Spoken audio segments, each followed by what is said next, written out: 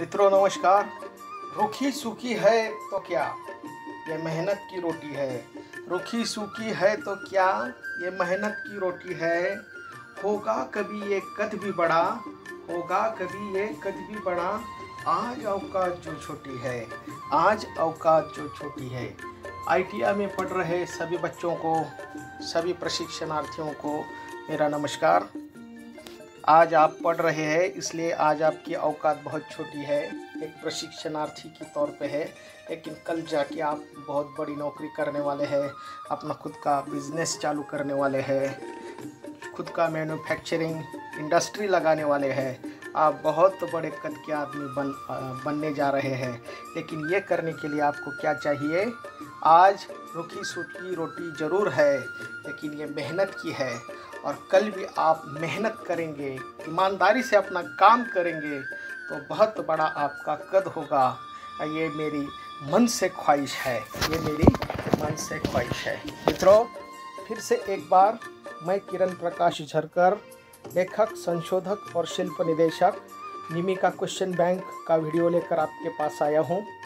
मेरा नाम है किरण झरकर, मेरा यूट्यूब का नाम है किरण झरकर, चैनल का नाम। ये चैनल आप सब्सक्राइब कीजिएगा और नए नए वीडियो देखने के लिए आप नोटिफिकेशन बेल भी दबाइएगा। आप अगर मुझे टिकटॉक पे फॉलो करना चाहते हैं तो आप मुझे फॉलो कीजिएगा। मेरा अकाउंट नेम है किरण_झरकर। अगर आपको कोई समस्या है, दिक्कत है तो आप मुझे व्हाट्सएप में टेक्स्ट मैसेज कर सकते हैं 9405547687। मित्रों, हमारा ये जो आज का वीडियो है ये ऑक्यूपेशनल सेफ्टी पे है, व्यावसायिक स्वास्थ्य और सुरक्षा। हमारी व्यावसायिक सुरक्षा होना बहुत ज़रूरी है। आईटीआई के लोग आईटीआई की पढ़ाई करके कंपनी में नौकरी के लिए जाते हैं तो वहाँ पे उनकी सुरक्षा ये बहुत बड़ी चीज़ है, इसलिए इसके ऊपर कानून भी बहुत आए हैं। Central government of India and state government of India के बहुत सारे रूल है। कंपनी में काम करने वाले जो कामगार हैं, कंपनी में काम करने वाले जो वर्कर हैं, उनकी सेफ्टी के लिए यह व्यावसायिक स्वास्थ्य सुरक्षा बहुत बड़ी चीज़ है। Question number 1, ABC of first aid stands for. अब ये प्रथमोपचार जो होता है इसमें ABC का क्या मतलब है? तो ABC, A airway bleeding and circulation, airway breathing and circulation, airway bleeding and compression, D airway breathing and compression. तो मित्रों, इसका सही जवाब है B, airway breathing and circulation. Question number 2, at what decibel sound becomes hazardous noise pollution. अभी हम company में काम करते हैं तो बहुत सारी मशीनों का आवाज़ बहुत बड़ा होता है।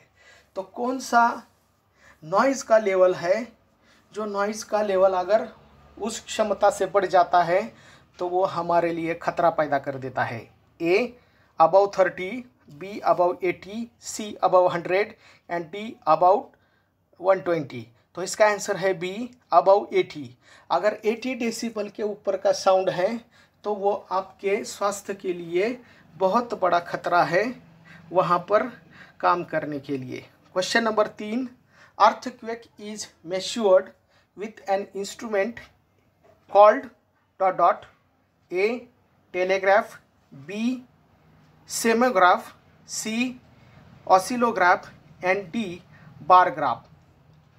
तो मित्रों, अगर भूकंप आता है, अर्थक्वेक का अर्थ है भूकंप, तो वह कैसे नापेंगे? उसको नापने के लिए कौन सा मशीन यूज़ किया जाता है? तो सेस्मोग्राफ, ये उसका आंसर है, answer B. Question number 4, head protection is done through. आपका जो हेड है मतलब दिमाग है, तो ये दिमाग का प्रोटेक्शन आप कैसे करेंगे? आपके हेड का, सर का प्रोटेक्शन कैसे करेंगे? सर के अंदर दिमाग होता है आपका, वो बहुत इम्पोर्टेंट चीज़ है। अगर किसी को सर पे कोई हो जाता है गलती से तो बहुत बड़ा संकट आ सकता है, जान भी जा सकती है। तो हमारे सर को हमें सुरक्षित करने के लिए कौन सा इक्विपमेंट हम यूज़ करेंगे? ए हेलमेट, बी गॉगल, सी ग्लोव्स और डी मास्क। तो इसका आंसर है ए हेलमेट। सर के लिए हेलमेट, आँखों के लिए गॉगल, हाथ के लिए ग्लोव्स और नाक और मुंह के लिए, मुंह मतलब जहाँ से हम खाना खाते हैं वहाँ आप मास्क लगा सकते हैं। In fighter lighting method starvation is a limitation of oxygen, B pouring water, C elimination of fuel, D reduction of temperature. तो इसका आंसर है सी एलिमिनेशन ऑफ फ्यूल। हम क्या करेंगे? फायर फाइटिंग का मेथड है। फायर फाइटिंग मतलब क्या है कि अगर कहाँ पे आग लगती है तो जहाँ पर आग लगती है उसके साथ हमें लड़ना है। तो वो लड़ने के लिए आपको क्या कम करना पड़ेगा? तो जो मेथड है स्ट्राइवेशन, इसमें क्या आता है? तो एलिमिनेशन ऑफ फ्यूल, फ्यूल का इस्तेमाल नहीं होना चाहिए, इसलिए इसका आंसर है C. Question number 6, on the job injuries and illness cost money, time and effort, what is the most practical way to manage these losses? मतलब आप जब काम पे हैं तो अगर आपको काम पे कोई इंजरी हो जाती है, ज़ख्म हो जाती है, आप किस वजह से, एक खाद मशीन की वजह से आपको इलनेस पैदा होता है, आपको कोई रोग जड़ जाता है, तो cost money, time and effort के साथ आप उसको कैसे जोड़ेंगे? प्रैक्टिकली ये लॉसेस आप कैसे मैनेज करेंगे? A, make sure safety is part of labour contract, B aggressive claim handling, C good insurance coverage and D effective safety and loss control programme. ये हमारी जो इंजरीज है, ये इंजरीज हमारी गलती की वजह से हमें होती है। हमारी अगर कोई गलती कंपनी में काम करते समय हो जाती है तो हमारा हाथ कट जाता है, पैर कट जाता है, सिर को इंजरी हो सकती है, कान को, नाक को, आँख को भी इंजरी हो सकती है। तो ये हमारी गलती की वजह से होती है। तो इसके लिए हमें effective safety and loss control programme करना चाहिए, इसलिए इसका आंसर है डी। ए में जो दिया है make sure safety is a part of labour contract, ये तो है ही। लेबर कॉन्ट्रैक्ट में हर एक की सुरक्षा को बहुत इंपॉर्टेंस दिया गया है, लेकिन इसका आंसर ये नहीं है। अग्रेसिव क्लेम हैंडलिंग मतलब अगर कोई हाथ पैर चला भी जाता है, कोई आदमी अगर उसकी मौत भी हो जाती है तो हम उसके लिए क्लेम करते हैं कुछ रकम, वो कंपनी हमें दे देती है, लेकिन ये यहाँ पर उसका आंसर भी नहीं है। गुड इंश्योरेंस कवरेज, अभी हर कंपनी जो उसके वर्कर होते हैं, उसके कामगार होते हैं, उनका इंश्योरेंस जरूर करा लेती है, क्योंकि अगर कोई बहुत बड़ा हैजार्ड हो जाता है, बहुत बड़ी इंजरी कंपनी को या फिर उसके काम करने वाले वर्कर को हो जाती है तो उसका लॉस कंपनी को सहन न करना पड़े, इसलिए टाइम टू टाइम बीमा भर दिया जाता है और गुड इंश्योरेंस कवरेज मिल जाता है। Point number 7, question number 7, ozone layer is made up of. हमारे पृथ्वी पे सबसे ऊपर वाले हिस्से में ओजोन का लेयर है, तो ओजोन के लेयर किससे बना है?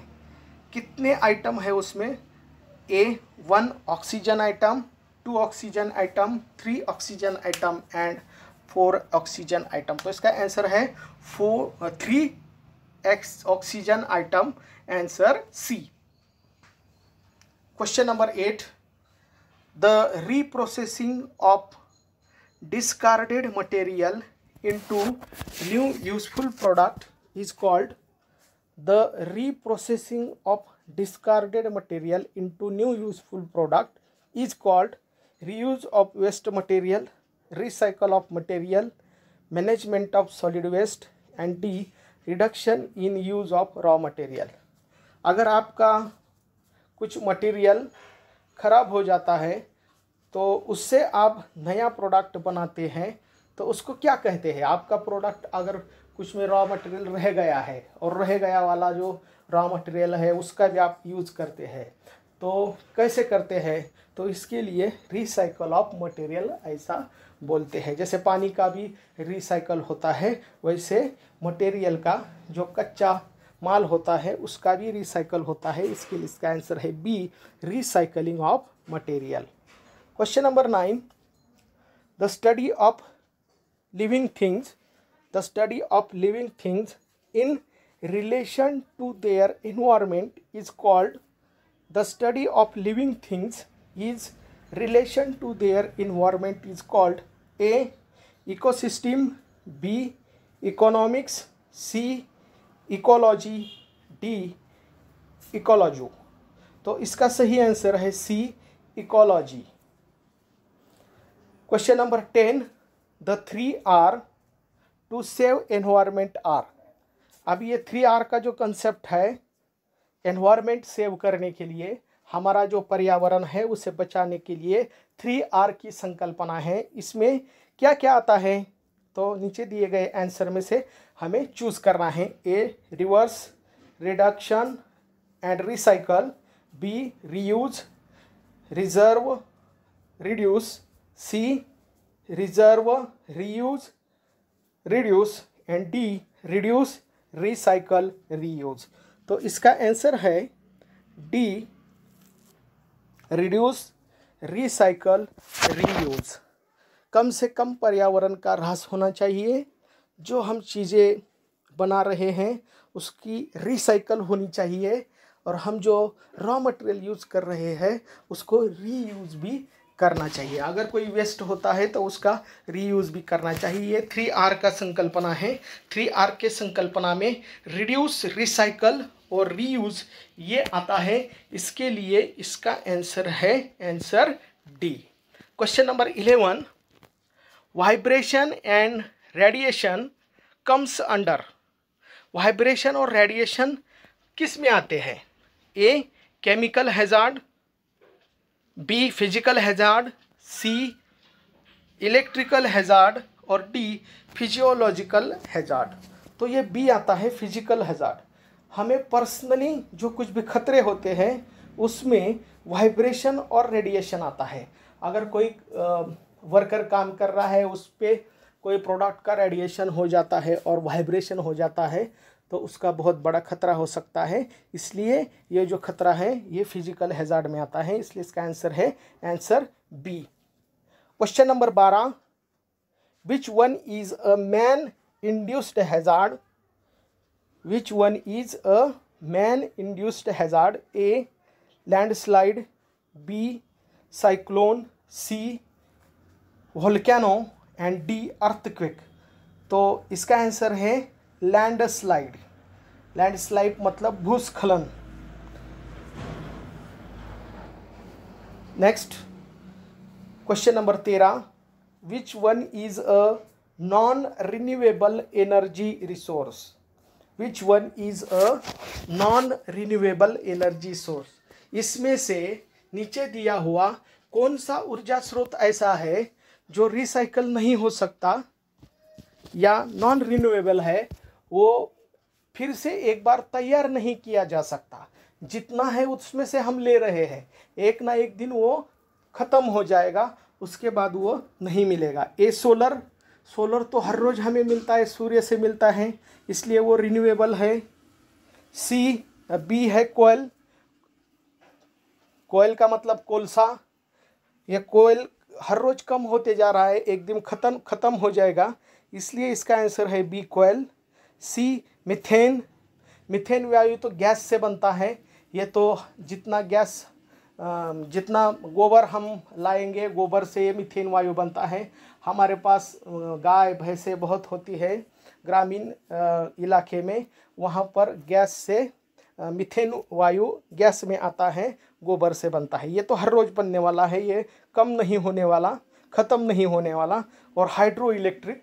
हाइड्रो इलेक्ट्रिक का मतलब है पानी से जो ऊर्जा बनाई जाती है, पानी से जो बिजली बनाई जाती है, तो हम पानी की बिजली जब तक पानी है तब तक बना सकते हैं। और पानी बारिश से आता है, हर साल पानी आता है, इसलिए पानी से हम हर साल बिजली बना सकते हैं। ये पानी से बनने वाली बिजली कभी ख़त्म नहीं होने वाली, तो सिर्फ कोयल ये एक ही आंसर जो है वो ख़त्म हो जाएगा, इसलिए वो रिन्यूएबल एनर्जी सोर्स है, नॉन रिन्यूएबल एनर्जी सोर्स है, इसलिए इसका आंसर है आंसर बी कोयल। Which one is an unsafe condition for work. हम जहाँ पर काम करते हैं तो वहाँ पर असुरक्षित, नीचे दिया हुआ कौन सा ऑप्शन है जो अनसुरक्षित है, वहाँ पर काम नहीं करना चाहिए। अगर ऐसी कंडीशन नीचे दी हुई किस जगह पे आ जाती है तो हमें वहाँ पर काम नहीं करना चाहिए। एक ऑयली फ्लोर, अगर तेल डाला हुआ अगर पृष्ठभाग है तो वहाँ पे हम तो फिसल सकते हैं, वहाँ पर काम नहीं कर सकते, इसलिए इसका आंसर है A oily floor. B good light, अच्छे लाइट में हमें काम करना चाहिए, प्रॉपर टूल के साथ भी काम करना चाहिए, और एडिक्वेट वेंटिलेशन, सूरज की रोशनी अंदर आने के लिए, हवा अंदर आने के लिए जो खिड़कियां हैं, वेंटिलेशन है, वो अगर रखा गया है तो वो गुड कंडीशन फॉर वर्क होगा।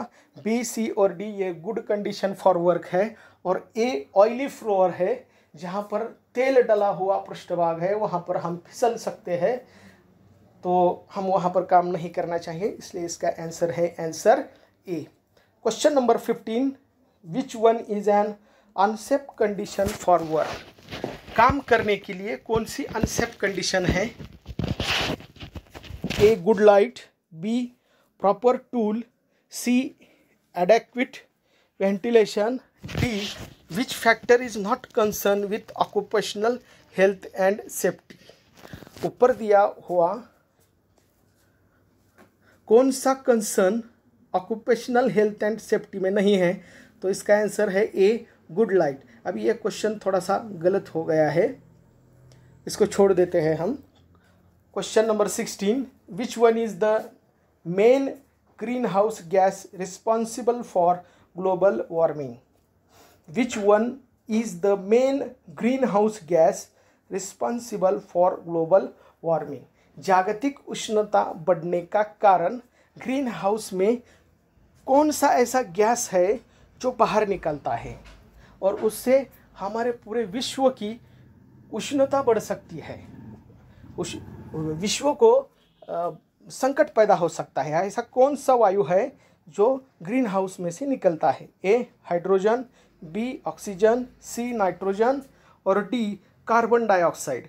तो ग्रीन हाउस में से कार्बन डाइऑक्साइड जो निकलता है वो अगर बहुत बड़े पैमाने पर निकल रहा है तो वहाँ के इलाके में जो लोग रहते हैं उनके सेफ्टी का प्रॉब्लम हो जाता है, इसलिए इसका आंसर है D carbon dioxide.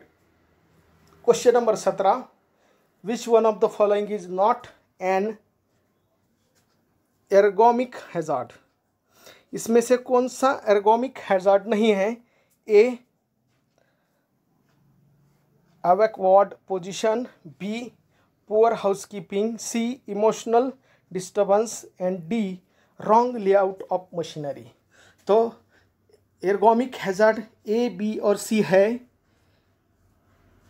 awkward position, poor housekeeping and wrong layout of machinery ये एर्गोमिक हैजार्ड में आता है, लेकिन इमोशनल डिस्टर्बेंस ये तो हर आदमी का पर्सनल रहेगा, हर आदमी को कुछ भावना रहेगा। अगर घर में कुछ कलह हो जाता है, झगड़ा हो जाता है घर में, अगर बीवी के साथ झगड़ा हो के अगर आदमी कंपनी में आएगा और बड़ी मशीन पे काम करेगा और उसके दिमाग में घर में जो उसका जो हुआ है वो आएगा, तो वहाँ पर कुछ भी हो सकता है, इसलिए ये इमोशनल डिस्टर्बेंस जो है ये एर्गोमिक हैजार्ड में नहीं आता, इसलिए इसका आंसर है C. Question number 18, which one of the following is not part of 3 R's। 3 R's में आर्ट में एनवायरमेंट के लिए जो 3 R है उसमें नीचे दिया वाला कौन सा ऑप्शन नहीं है। रिड्यूस, रिसाइकल, रीयूज ये 3 R है। इन्वायरमेंट के 3 R कौन से हैं। Reduce, recycle, reuse. कम से कम प्रदूषण करना, जो चीज़ें बाहर निकलती हैं, जो चीज़ें रह जाती है उनका रिसाइकल करना, और रीयूज फिर से हम उसका वापर कर सकते हैं, ये 3 R है। और रीजनरेट ये 3 R में नहीं आता, इसके लिए इसका आंसर है regenerate, answer option number C. मित्रों, आज के वीडियो के लिए बस इतना ही। आपको ये मेरा वीडियो कैसा लगा आप ज़रूर मुझे बताइएगा। मेरा YouTube चैनल का नाम है किरण झरकर, उसको लाइक कीजिएगा, शेयर कीजिएगा, फॉलो कीजिएगा, सब्सक्राइब कीजिएगा और ज़रूर नोटिफिकेशन बेल दबाइएगा, क्योंकि ऐसे बहुत अच्छी वीडियोस आपको देखने को मिल सकती है। अगर आपको मेरी छोटी वीडियो देखनी है तो आप मुझे टिकटॉक पे भी फॉलो कर सकते हैं। मेरा अकाउंट नेम है kiran_झरकर। अगर इस क्वेश्चन बैंक में अगर आपको कोई समस्या है, दिक्कत है, आपका कोई सवाल है, आपके मन में कोई भी डाउट है, तो बेझिझक आप मुझे SMS करके या व्हाट्सएप पे टेक्स्ट मैसेज भेज के आप मुझे आपकी दिक्कत बता सकते हैं। मैं ज़रूर आपको जवाब दूंगा। मेरा फ़ोन नंबर है व्हाट्सएप का 9405547687। आज के लिए इतना ही, फिर से मिलेंगे और एक वीडियो के साथ। तब तक के लिए धन्यवाद।